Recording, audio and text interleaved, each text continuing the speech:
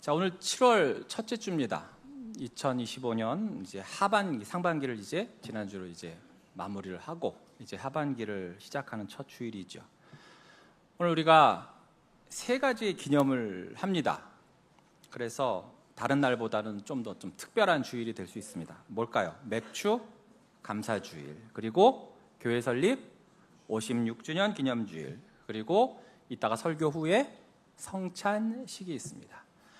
제가 다른 때는 이렇게 별로 이렇게 예배 인도하면서 긴장을 안 하는데 1년에 한 번 긴장하는 때가 오늘이에요.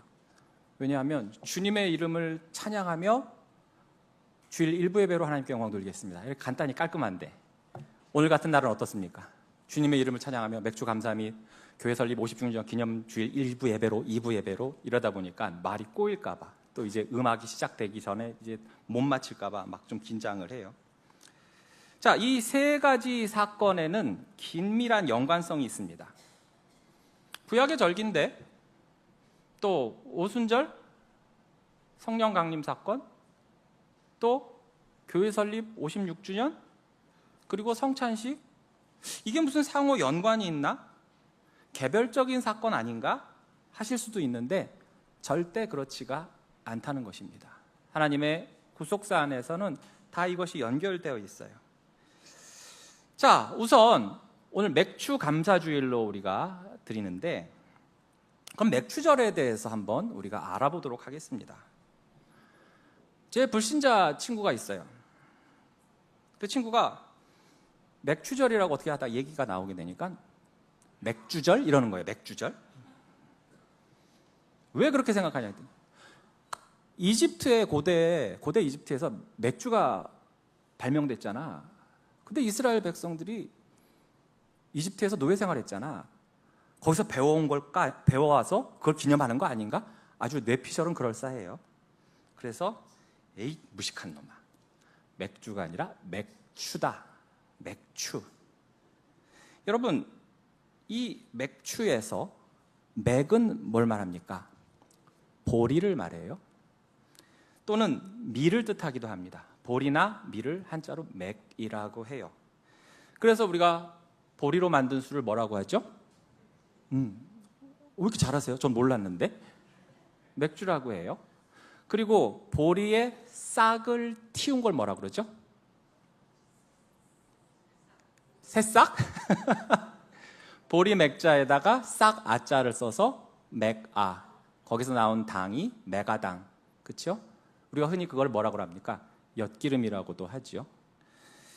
그런데 밀도 아까 맥이라고 했잖아요. 그래서 그럼 보리하고 밀을 어떻게 구분하지? 해서 보리를 흔히 대맥이라고 하고 밀은 소맥이라고 합니다. 그래서 여러분들 뭐 라면이나 이런 거 사시면 뒤에 이렇게 성분 보면 소맥분 이렇게 본 적 있습니까? 네. 뭐 해준 거 먹기만 하지 그런 건 안 보셨죠? 소맥분, 소맥, 즉 밀분, 가루, 밀가루라는 뜻이에요. 그리고 추수는 뭐예요? 그 추는 추수추자죠. 그러니까 한자로 보시면 저렇게 돼 있어요. 보리맥에 추수추 절기절. 그러니까 보리와 밀을 추수하면서 드리는 절기예요. 추수를 기념하는 절기예요. 그래서 시기적으로는 우리로 말하면 5월에서 6월입니다. 그런데 가을에 또한 추수하는 절기가 있겠죠? 그렇죠? 그것을 우리 뭐라고 합니까? 수장절, 또는 같은 말로 초막절이라고도 하고 장막절이라고도 합니다. 이때도 추수를 하는데 이때는 뭘 하냐? 앞에서 밀과 보리를 했으니까 가을에는 올리브라든지 포도라든지 대추야자라든지 무화과라든지 이런 과일들을 거두어서 창고에 들인다, 수장한다. 그래서 수장절이에요.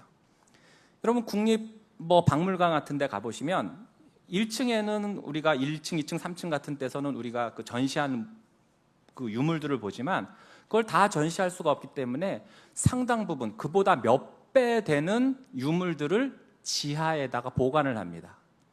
그래서 교체를 하고 로테이션해서 이렇게 전시를 하죠. 거기를 뭐라고 하냐면 수장고, 들어보셨죠? 국립박물관 수장고에서 어떤 유물을 발견했는데 이게 놀라운 가치를 지녔다. 그러니까 수장은 창고에 드린다는 거예요. 자, 소산을 거두어서 창고에 드리는 수장절.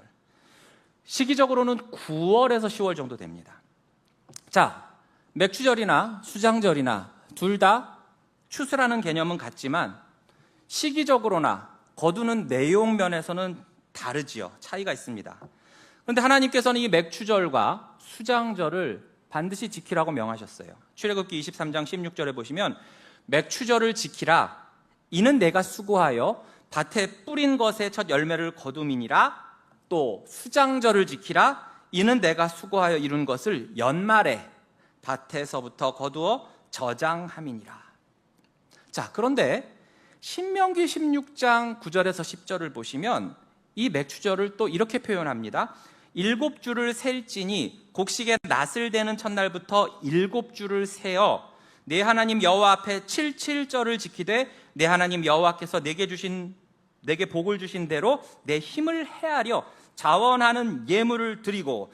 자, 여기에 곡식의 낫을 대는 첫날부터 7주. 여기서 말하는 곡식은 뭘 말합니까? 보리 또는 밀을 말하는 거예요. 맥을 말하는 거예요. 자, 즉 보리 추수가 시작된 첫날부터 7주를 세니까 한 주는 며칠로 돼 있습니까?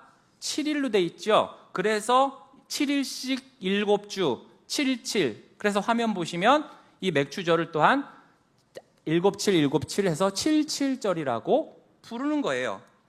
그런데 이 날이 6월절부터 계산을 하게 되면 50일이 됩니다. 50일째 날이 됩니다. 그렇기 때문에 5오자에다가 순은 무슨 순일까요? 예? 세순? 순 예배할 때 순? 한 달을 세수로 나눈 그 열흘을 우리가 순이라고 해요. 그러니까 10을 순이라고 하는 거죠. 그래서 1일부터 10일까지는 뭡니까? 지금 어떤 기간이에요? 7월 초순이 되죠. 11일부터 20일은 중순이 돼요. 그 다음 되게 어려운데 21일부터 30일은 뭘까요? 예? 왜 이렇게 자신이 없어요? 하순이죠. 1부 때도 그렇고 2부 때는 우리 교회는 되게 지혜롭고 똑똑하신 분이 많아요. 다른 교회 가서 물어봤더니 뭐라더라? 초중고 해가지고 고순 또는 종순 이런 사람들도 있어요. 하순이 맞아요. 자, 그래서 우리가 부활절 전에 40일 우리가 금식하고 또 우리 자신을 겸비하면서 부활을 기다리는 40일을 무슨 절이라고 그래요? 사순절. 그리고 또 여러분들 70 또는 80이 돼서 이제 하나님께서 이렇게 오래 살게 해주시면 감사드립니다. 잔치 베풀죠? 70대 7순 잔치, 80대 8순 잔치. 그렇죠? 그러다 보니까 5순절은 뭐예요? 50일이에요. 그래서 한자 보시면 저렇게 5오자에 10순자를 써서 5순절이라고 하는 겁니다. 그래서 이 맥추절과 77절과 5순절은 같은 절기인데 표현이 다른 거예요. 그렇죠? 이건 마치 우리가 추석을 한가위라고 한다든지 중추절이라고 한다든지 가배라고 한다든지 그렇게 부르는 것과 같아요. 같은 날이지만 어쨌든 이 맥추절을 통해서 보리, 밀과 같은 곡식의 첫 수확물을 가지고 와서 여호와 하나님께 감사드리고 제사를 했지요. 그와 동시에 이 절기 기간 동안 나만 즐기는 것이 아니라 이 기쁨의 잔치를 베풀고 나눔을 하면서 그 대상은 가난한 자, 레위인, 고아, 객, 과부와 같은 그런 어려운 자들을 도왔어요.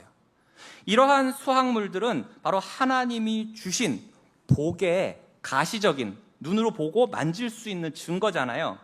하나님께서는 이른 비 늦은 비를 내려주시고 햇빛을 주시고 또한 농사를 편안하게 잘 지을 수 있도록 대적들을 막아주셨기 때문에 가능한 거예요. 그러므로 이 수확물들의 일부를 드리는, 자원하고 기뻐하는 마음으로 하나님께 드리는 행위는 바로 하나님의 백성으로서의 신앙의 고백이고, 또한 모든 수확, 내가 가진 모든 것들이 바로 하나님께로부터 다 온 것이다. 이 모든 것은 다 하나님께 달려있다라는 것을 겸손하게 인정하는 태도인 거예요. 자, 이처럼 하나님의 은혜를 기억하고 온 공동체가 함께 기쁨을 나누며 특히 가난하고 소외된 약자들과 나눔으로써 하나님의 사랑과 공의를 실천할 수 있는 날이기도 한 것입니다. 그렇다면 구약 이스라엘의 절기인 이 맥추절이 현대를 사는 오늘날 우리와는 뭔 상관입니까? 우리가 무슨 보리 농사를 짓는 것도 아니고 밀농사, 쌀농사도 짓지 않는데, 그렇죠? 여기서 우리는 이 농사로 인한 열매의 의미를 우리의 삶 전체의 열매로 확대를 할 수 있어야 된다는 것입니다. 우선은 상반기 동안 우리에게 베풀어 주신 그 하나님의 은혜에 감사해야 됩니다. 우리가 가진 모든 것들이 다 하나님께로부터 왔다는 것을 인정하고, 그렇기 때문에 그것이 하나님의 선물이라는 것을 꼭 기억하고 감사할 수 있는 신앙의 훈련의 기간인 거예요. 그러면서 구약의 이스라엘 백성들이 그의 추수한 첫 열매를 하나님께 바치듯이 상반기 동안 우리에게 베푸신 그 은혜에 감사하면서 우리의 물질을 비롯해서 나 자신을 온전히 하나님의 거룩한 산 제물로 드릴 수 있는 것입니다. 그러면서 어떻게 해요? 이제 하반기, 남은 하반기도 그렇게 하나님 앞에 충성하고 또 참된 예배자로 살겠습니다, 결단하고 다짐하는 시간인 것입니다. 그러니까 주께서 선물로 주신 그 은혜로 주신 은사, 시간, 환경 등을 온전히 하나님께 바치겠습니다, 약속하는 시간인 거예요. 자, 중요한 것은 주께서 은혜를 베푸셔서 이 수확을 드린 것이라고 했는데, 신약 시대에 와서 바로 이 맥추절, 77절 그리고 이 오순절에 어마어마한 중요한 사건이 일어났습니다. 그것이 무엇입니까? 오순절 성령 강림 사건이에요. 십자가에 달려 죽으신 유월절의 어린 양 되신 예수 그리스도, 그 유월절로부터 50일이 지난 오순절, 이 맥추절에 예수님이 약속하셨던 보혜사 성령께서 오셨습니다. 그리고 그 성령이 임하시고 무엇이 탄생한 겁니까? 교회가 탄생했어요. 사도행전 2장 1절에서 4절 보시면, 오순절 날이 이미 이름에 그들이 다 같이 한 곳에 모였더니 호련히 하늘로부터 급하고 강한 바람 같은 소리가 있어 그들이 앉은 온 집에 가득하며 마치 불의 혀처럼 갈라지는 것들이 그들에게 보여 각 사람 위에 하나씩 임하여 있더니 그들이 다 성령의 충만함을 받고 성령이 말하게 하심을 따라 다른 언어들로 말하기를 시작하니라. 아멘. 이로 인해서 예루살렘을 비롯해서 세계 곳곳에 교회가 세워진 거예요. 여기서 말하는 교회는 오늘날 우리가 흔히 보는 건물적인 개념의 교회가 아니라 바로 두세 명이라 할지라도 예수님의 이름으로 모인 곳, 예수님을 하나님의 아들이요 나의 구원자요 메시아로 믿는 자들의 모임 자체가 곧 뭐라는 거예요? 그게 교회라는 거예요. 그러니 처음에는 그저 가정에서 두세 명, 서너 명 이렇게 시작을 했겠죠. 그러나 이곳도 분명 교회다 아니다? 교회다. 교회다. 예수님이 말씀하셨잖아요. 마태복음 16장 18절에 또 내가 내게 이르노니 너는 베드로라. 내가 이 반석 위에 내 교회를 세우리니 음부의 권세가 이기지 못하리라. 여러분, 이 반석이 뭡니까? 이 반석이 뭐예요? 반석이 뭐예요? 바로 이 앞전에서 베드로가 했던 그 신앙 고백 있죠? 뭡니까? 주는 그리스도시요 살아계신 하나님의 아들이십니다. 이 고백 위에, 그리고 이 고백을 하는 자들이 모인 곳에 예수님은 교회를 세우신다는 거예요. 그러니까 오순절 성령 강림 사건으로 인해서 성령이 임하시고 각 나라의 방언으로 사도들이 복음을 전하고, 그리고 그 복음을 들은 자들이 예수 그리스도를 주라 시인하고 그리스도시요 살아계신 하나님의 아들이라고 믿고 고백하는 그 자들이 결국 예루살렘과 온 유대와 사마리아와 땅끝까지 흩어져서 돌아가서 처음에 뭐부터 세웠을까요? 가정교회부터 세웠던 거죠. 그래서 이 오순절은 영적 열매의 수확, 즉 예수 믿는 성도들이 생겨나고 그리고 신약 교회가 시작된 날이기도 한 것입니다. 그 첫 열매를 예수님이 시작하셨잖아요. 고린도전서 15장 20절에 보시면 그러나 이제 그리스도께서 죽은 자 가운데서 다시 살아나사 잠자는 자들의 첫 열매가 되셨도다.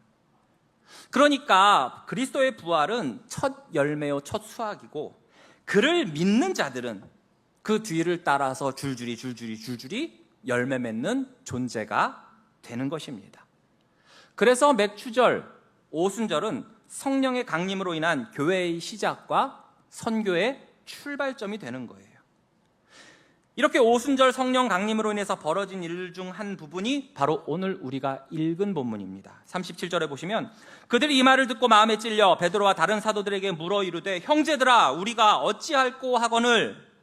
자, 이 베드로의 설교, 곧 베드로가 성령 충만한 상태에서 담대하게, 예수님은 구약에서 약속하여 하나님이 보내신 메시아이신데 너희가 그분을 십자가에 못 박아 죽였다. 그러나 그분은 부활하셨고 하나님이 그 예수님을 주와 그리스도가 되게 하셨다라고 설교를 해요. 이 설교를 들은 많은 사람들이, 형제들아 우리가 어찌할꼬, 무슨 뜻입니까? 왜 우리가 그런 참혹한 짓을 했던가? 우리가 도대체 뭔 짓을 한 거야? 이제 우리가 어떻게 하면 될까? 그렇게 탄식을 했다는 거예요. 즉 성령께서 베드로의 입술을 통한 말씀으로 저들의 마음을 찌르시고 그들의 내면에 진정한 회개가 일어났던 것입니다. 그래서 38절에 보시면, 베드로가 이르되 너희가 회개하여 각각 예수 그리스도의 이름으로 세례를 받고 죄사함을 받으라. 그리하면 성령의 선물을 받으리니 라고 강권을 한 거예요. 그래서 어떻게 되었습니까? 이 갈릴리 촌사람의 설교에 놀랍게도 그 날에만 3,000명이 세례를 받고 교회 공동체 안으로 들어오게 된 거예요. 41절에 그 말을 받은 사람들은 세례를 받음에 이날에 신도의 수가 3,000이나 더하더라. 여기서 우리는 다시금 맥추절, 곧 오순절의 영적 의미를 되짚어보게 됩니다. 구약의 맥추절, 오순절은 보리, 밀, 추수를 시작하며 그 열매를 하나님께 드리는 절기였는데, 이제 신약에 와서 이 맥추절, 오순절은 성령 강림과 함께 영적 추수가 시작된 날이었던 거예요. 하나님께서는 구원하시려고 택하신 자기 백성들에게 성령으로 역사하셔서 예수 믿게 하심으로써 하나님이 기뻐 받으실 만한 그 영적 열매가 되게 하셨고, 그래서 이들을 기쁘게 받으신 것입니다. 그리고 이 열매의 집합체가 곧 뭐라는 거예요? 교회라는 거예요, 교회. 그래서 이날은 그리스도 안에서 이 새 생명, 새 공동체가 시작된 날인 것입니다. 이처럼 신약의 맥추절, 오순절의 열매인 이 초대교회가 어떤 요소들로 이루어졌는가? 그것이 바로 42절입니다. 함께 읽어볼까요? 시작. 그들이 사도의 가르침을 받아 서로 교제하고 떡을 떼며 오로지 기도하기를 힘쓰니라. 아멘. 제일 먼저 언급된 게 뭡니까? 바로 사도의 가르침입니다. 사도들이 뭘 가르쳤겠습니까? 하나님의 말씀, 곧 그리스도의 복음을 가르쳤습니다. 교회에 복음이 없으면 아무 소용이 없어요. 말씀이 없으면 존재의 이유가 없는 것입니다. 교회는 결코 세상의 지식이나 처세술을 말하는 것이 아닙니다. 목회자의 자기 주장이나 자기 잘난 척을 하는 것이 아닙니다. 그런 교회를 다닌다면 속히 떠나시기 바랍니다. 오직 사도의 가르침인 말씀, 그 복음이 살아 움직이는 말씀 중심의 공동체가 되어야 되는데, 바로 이 초대교회가 바로 사도들의 가르침, 말씀 중심의 공동체였다는 것입니다. 이처럼 우리 교회도 어떤 감정이나 기적 중심이 아니라 바로 말씀 중심의 공동체가 되기를 소망하시기 바랍니다. 그 다음 두 번째가 뭐였습니까? 서로 교제했다고 했어요. 즉 사랑의 공동체였습니다. 말씀 공동체, 그 다음 사랑의 공동체. 여기서 교제, 헬라어로 여러분 잘 아시는 코이노니아라는 말입니다. 그런데 그저 같이 모여서 밥이나 먹고 헤어지는 그런 모임이 아니에요. 웃고 떠들고 노는 모임이 아니에요. 하나님과의 교제, 성도 간의 나눔, 서로의 삶의 짐을 져줄 수 있는 그런 연합체를 말하는 것입니다. 초대교회는 재산을 서로 나누고 가난한 자를 돌보면서 삶을 함께 나누었다고 했어요. 우리 천호교회도 바로 이 교회 안에 상호 간에 서로 깊은 신앙적 교제를 나눌 수 있는 누군가가 한 사람 이상씩은 있어야 됩니다. 그저 홀로 신앙에 안주하지 않고 서로를 돌아볼 수 있는 그런 실천이 있어야 돼요. 과연 그런 점에서 여러분, 우리 교회는 사랑이 넘치는 따뜻한 공동체입니까? 아멘. 일부 때도 이쪽만 아멘하고 이쪽은 다시 한번 여쭤볼게요. 그런 점에서 우리는 따뜻한 사랑의 공동체입니까? 네. 옆에서 막 옆구리 찌르면서 말해 그런 것 같아요. 혹시나 방문자나 또는 새가족이 외로워하는 공동체, 그저 그냥 자기들끼리 친한 사람들끼리 그냥 우르르 몰려다니면서 그 외 사람은 소 닭 보듯이 하는, 이방인 취급하는 그런 교회는 혹시 아닙니까? 친한 사람들끼리만 사랑하고 좋아 죽는 거는 이방인들도 하고 불신자들도 한다고 예수님이 분명히 책망하셨어요. 우리 천호교회가 안팎으로 사랑이 넘치는 그런 공동체가 되기를 축복합니다. 세 번째 뭐였습니까? 서로 떡을 떼었다고 했어요. 이 말은 예배와 성찬 중심의 공동체였다는 거예요. 말씀 공동체, 사랑의 공동체, 예배와 성찬의 공동체. 이 떡을 떼다라는 표현은 바로 성찬식과 함께 이후에, 예배 후에 그들이 식사 교제를 했잖아요. 그걸 분리해서 좀 애찬식이라고도 불렀거든요. 그런데 이 모두를 포함해요. 이 떡을 떼다가 특히 이 성찬은 바로 그리스도의 죽음을 기념하고 다시 복음으로 돌아가 새롭게 됨을 말하는 것입니다. 초대교회는 예배 가운데서 그리스도의 십자가를 늘 기억하고 묵상하고 말씀과 성례가 균형 있게 존재하는 그런 공동체였어요. 고린도전서 11장 26절에 보시면 너희가 이 떡을 먹으며 이 잔을 마실 때마다 주의 죽으심을 그가 오실 때까지 전하는 것이니라고 했습니다. 여기서 중요한 핵심 키워드가 두 개가 나와요. 뭐냐? 주의 죽으심, 그리고 또 하나 주님 오실 때까지 전하는 것. 성찬의 의미는 두 가지라는 거예요. 주님의 죽으심을 기억하고 그 다음에 주님 재림하실 때까지 이것을 전하는 것이 성찬의 핵심인 것입니다. 우리가 성찬에 임하는 것이 어떤 행사라든지 어떤 종교적 요식행위가 아니라 주님께서 다시 오실 때까지 주의 죽으심을 전하는 것, 즉 날 위해 죽으시고 날 위해 부활하신 예수님을 전하는 것이라고 했어요.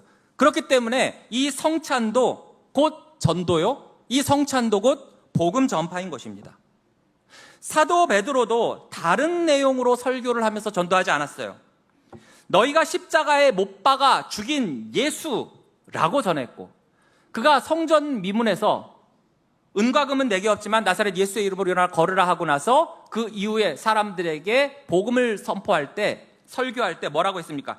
너희가 생명의 주를 죽였으나 하나님이 죽은 자 가운데서 살리셨다고 말을 했어요. 즉 그리스도의 죽음을 전했어요. 스데반도 순교 직전에 설교에서 뭐라고 했습니까? 너희가 그 의인을 잡아준 자요 살인한 자가 되었다. 즉 우리 주님이 그렇게 죽으셨다라면서 그 또한 주의 죽으심을 전했던 것입니다. 우리의 사명, 우리의 교회의 사명도 그러합니다. 그가 오실 때까지, 주께서 다시 오실 때까지 주의 죽으심을 전해야 되는 거예요.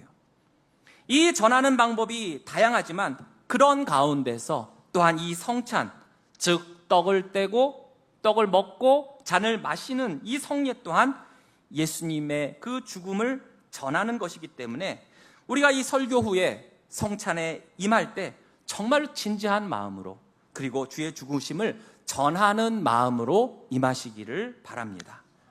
마지막으로 이 초대교회는 기도의 공동체였어요. 말씀의 공동체, 사랑의 공동체, 예배와 성례의 공동체, 끝으로 기도의 공동체. 오로지 기도하기를 힘썼다고 했습니다. 성령의 공동체는 본능적으로 기도에 매달리게 됩니다. 하나님께 부르짖습니다. 여기서 오로지 힘쓰다, 프로스카르테오라는 이 헬라어는 무엇에 진지하다, 끈질기다, 그런 의미입니다. 즉 지속성, 열정, 그리고 최우선순위에 두는 그것을 의미해요. 그러니까 초대교회는 그 무엇보다도 열정적으로 기도를 우선시했다는 거예요. 기도보다 앞서지 않았습니다. 끊임없이 열정적으로 그들은 기도했어요. 베드로가 옥에 갇혔을 때도 기도했습니다. 세상 사람들 같으면 어떻게든지 백을 좀 쓰려고 어떻게 고위 관리에 줄을 대거나 그랬을 텐데, 뇌물을 바치거나, 그런데 어떻게 했습니까? 기도했습니다. 사역자를 세울 때도, 선교 여행을 시작하면서 그 선교사들, 바울이나 바나바 같은 사람을 파송할 때도 기도했습니다. 성령의 인도하심을 구할 때도 기도했고, 순교 직전까지도 기도부터 시작을 했습니다. 앞서 장로님 기도하신 것처럼 여름 사역을 앞두고도 지금 3주간 뭐 하고 있습니까? 주일학교에서 금요 기도회를 함으로써 여름 사역을 앞두고 기도로 준비하고 있어요. 여러분, 빌립보서 4장 6절에서 7절 함께 읽어볼까요? 시작. 아무것도 염려하지 말고 다만 모든 일에 기도와 간구로 너희 구할 것을 감사함으로 하나님께 아뢰라. 그리하면 모든 지각에 뛰어난 하나님의 평강이 그리스도 예수 안에서 너희 마음과 생각을 지키시리라. 아멘. 그러니까 이건 뒤집어 말하면 뭡니까? 기도가 없으면 우리의 마음과 생각이 하나님으로부터 지켜지지 않기 때문에 늘 불안하고 늘 흔들리다는 거예요. 여러분, 우리들도 기도로 하루를 시작하고 기도로 하루를 마치고 계십니까? 내 가정 안에서 그 무엇보다도 기도가 우선되고 있습니까? 교회 안에서 모든 결정과 행사와 또한 사역 전에 기도로 먼저 무릎을 꿇고 있나요? 기도하기 전에는 절대 아무것도 하지 않겠다는 그 결연한 믿음이 있습니까? 사랑하는 성도 여러분, 앞서도 말씀드렸지만 초대교회는 거대한 어떤 건물이라든지 세련된 프로그램이라든지 화려한 조명이라든지 뭐 첨단 장비가 없었어요.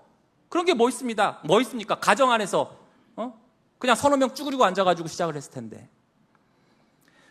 제가 다니던 모교회 지을 때 그때 어린 나이에 학교 갔다 와서 집에다 이제 가방 던져놓고 이제 공사장으로 가는 거예요. 가서 이제 벽돌을 지고 이제 오르락 내리락 합니다. 근데 어린 놈이 뭐 들어봐야 몇 개 들겠습니까? 한 4개나 5개나 들까요, 그거? 공사 기간 동안은 지하부터 시작하니까 예배는 드려야 되잖아요. 그래서 그 생 콘크리트가 그대로 노출된 그 지하실에서 1년 가까이를 예배했어요. 참으로 허술해 보이고, 그렇죠? 환경이 너무 열악하죠.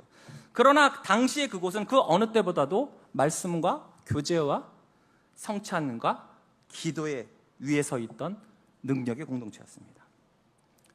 56년 전 우리 천호교회가 처음 설립되었을 때도 그랬을 것이라 믿습니다. 처음엔 보잘것없고 초라했지만 그때의 그 말씀과 교제와 성찬과 기도가 충만했으리라 믿고, 또한 그 은혜가 오늘날 우리 안에 있습니까? 어떻습니까? 자신 있게 말씀하세요. 있습니까? 없습니까? 예. 여러분, 그동안 얼마나 많은 사건 사고와 풍파가 우리 교회를 뒤흔들었는데도 이렇게 꿋꿋이 생명을 유지해온 이유는 바로 사도의 가르침과, 즉 복음으로 세워졌고 그 안에 사랑의 교제와 성찬과 기도가 있었기 때문에 가능한 줄로 믿습니다. 지금의 우리 천호교회는 성령의 임재로 세워진 이 4개의 기둥 위에 계속해서 바르게 서야 할 줄로 믿습니다. 자, 오늘은 맥추절이고 오순절이요, 또한 교회 설립 56주년 기념일입니다. 그리고 이어서 성찬식을 할 거예요. 핵심은 하나입니다. 하나님의 은혜를 기억하고 그 은혜에 우리 각자가 반응하라는 것입니다. 맥추절을 기념하면서 내게 주신 열매를 하나님께 드리는 믿음의 고백을 드리고, 오순절 성령 강림을 통해 예수 믿은 내가 바로 성령 받아서 하나님이 기뻐하시는 첫 열매요, 제물이 된 것에 감사하시기를 바랍니다.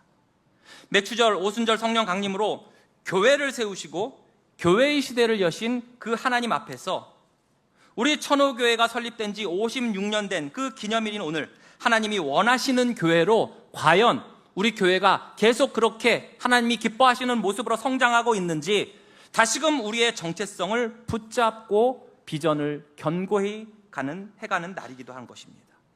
그래서 사도의 가르침, 곧 복음과 또 교제와 또 성찬과 기도라는 이 4 기둥 위에 과연 우리 천호교회가 굳건히 서 있는가를 점검할 수 있는 시간 되시기를 바랍니다. 그래서 오늘 우리는 이 4 기둥의 하나인 바로 이 성찬식을 통해서 바로 그리스도의 죽으심을 기억하고 또 그 은혜에 참여하며 주께서 다시 오실 그날까지 우리 주님의 죽으심을 전할 것입니다. 베드로의 설교에서 사람들이 우리가 어찌할꼬 라고 회개했던 것처럼 우리 또한 하나님의 말씀 앞에서 다시금 회개하고 복음을 전하며 떡을 떼며 기도하고 감사함으로 살아갈 수 있는 그러한 거룩한 공동체가 되시기를 주님의 이름으로 축복합니다. 이어서 우리 성찬식을 진행하도록 하겠습니다. 초대교회 성도들은 바로 사도의 가르침 아래 말씀드린 것처럼 교제하고 또 기도하며 이렇게 성찬을 통해서 다시금 자신들의 그 믿음을 굳건히 하고 견고히 하면서 핍박과 고난과 조롱과 경멸을 담대히 이겨내었고 주의 죽으심을 전했습니다. 우리도 그렇게 초대교회 성도들처럼 주님이 주신 그 떡을 떼고 주님이 주신 그 잔을 마시면서 우리의 잃어버렸던 또는 빛발에 가던 그 사랑과 믿음을 다시금 회복하고 그 은혜를 기억하면서 우리에게 이 맥주 감사주일과 천호교회를 세워주시고 지켜주심에 감사하는 이 시간이 되시기를 바랍니다.